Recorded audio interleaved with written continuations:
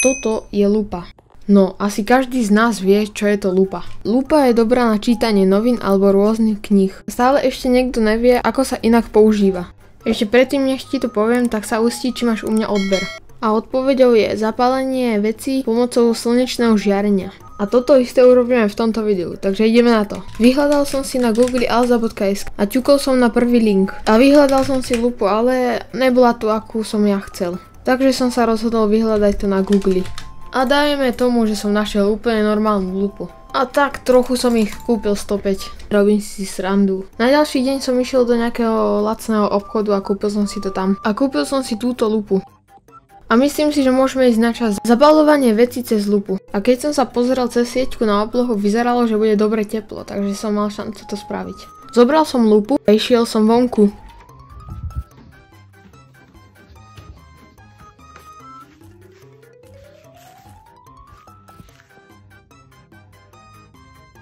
Ako na videu vidíte, tu som zapaloval papier, ale nešiel mi zapáliť, neviem prečo. Aj keby som na tom bol pol hodinu, tak sa to proste nezapáli, neviem prečo. A bol čas ísť na ďalšiu vec.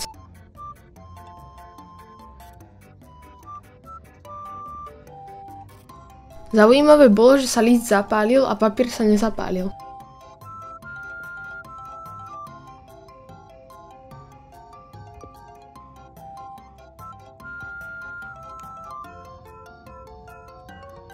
Trochu sa zamračilo a išiel som si dať reklamnú prestávku s týmito malinami.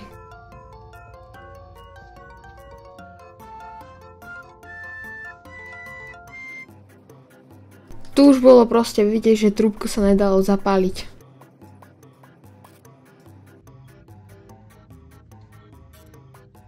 Ako vidíte, po chvíľke svietenia sa stal zázrak. A to je, že začalo to horieť. Stále nechápem, že jak to mohlo to drevo zapáliť a papier nie.